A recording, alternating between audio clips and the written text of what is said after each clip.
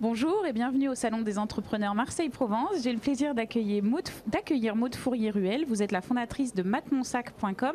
Alors si on revient un petit peu sur l'histoire de cette entreprise et votre activité, est-ce que vous pouvez nous en dire plus ? Bonjour, j'ai créé cet e-shop il y a 6 ans. Matmonsac.com, c'est un site internet sur lequel je distribue des sacs et des bijoux. Donc j'appelle ça un créateur de bonheur pour femmes parce que ça fait plaisir aux femmes et ça rend service aux hommes. D'accord, alors si on revient en arrière, quelle est l'histoire ? Comment vous avez eu cette idée ? Pourquoi ce site ? L'histoire, j'ai été salariée auparavant pour des grandes maisons de luxe, Yves Saint Laurent, Sonia Rykiel pendant 13 ans. Et j'ai toujours eu envie de monter mon entreprise à côté de ça. Et donc j'ai réfléchi à plein d'idées. Et un jour, je me suis dit, mais qu'est-ce que je sais faire ? Eh bien, je sais acheter des sacs. Donc je vais me servir de ça. C'est une belle compétence. Oui, c'est ça. On est d'accord. C'est un truc qui sert. Et en même temps, je me suis tournée vers l'étranger et j'ai regardé ce qui se passait aux États-Unis et au Japon. Et j'ai vu de la location de sacs. Et à ce moment-là, je me suis dit, tiens, il faut importer ça en France. Et donc, ça n'existait pas du tout ?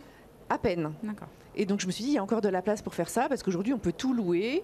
Et donc, j'ai quitté mon entreprise et j'ai monté ma start-up. J'ai créé un business plan, j'ai travaillé là-dessus pendant 1 an.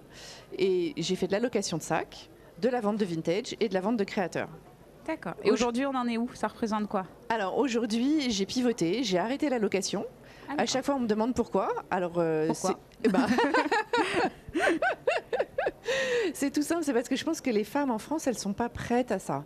Elles ne sont pas assez décomplexées. Autant aux États-Unis, en Asie, les femmes attachent beaucoup moins d'importance à ça. En France, les femmes n'osent pas dire « mon sac à main, je l'ai loué ». C'est quelque chose qui est un peu tabou.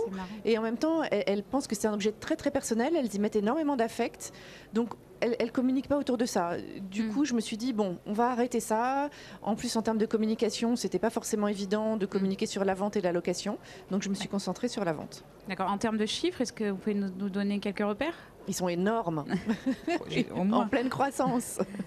Vous ne pouvez pas m'en dire plus ? Pour l'instant, je sais que alors justement, vous êtes en pleine croissance. C'est quoi demain les prochaines étapes ? Où est-ce que vous avez envie d'emmener cette entreprise ?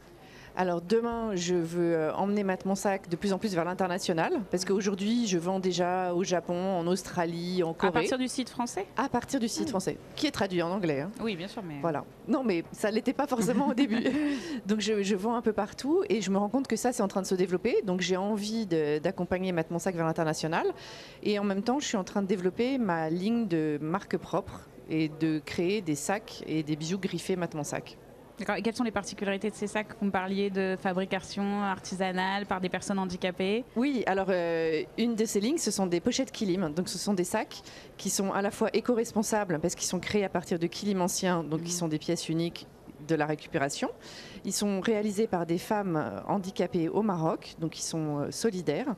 Et ce sont des sacs qui sont totalement uniques, puisque comme ces pièces-là n'existent qu'en un exemplaire, les femmes auront l'avantage d'avoir un produit qu'elles ne verront jamais sur leur copine. Tout l'inverse de la location, donc. Exactement. Et pour finir, quel conseil vous donneriez aux entrepreneurs qui sont ici pour suivre le même chemin que vous ? Je leur dirais de suivre leur instinct, de se dire qu'ils n'ont pas grand-chose à perdre, de sauter du haut du plongeoir parce que c'est une aventure extraordinaire et qu'au final, on ne sera peut-être pas là dans très longtemps encore, donc il faut y aller. Allez, à bon entendeur. Merci beaucoup. Merci.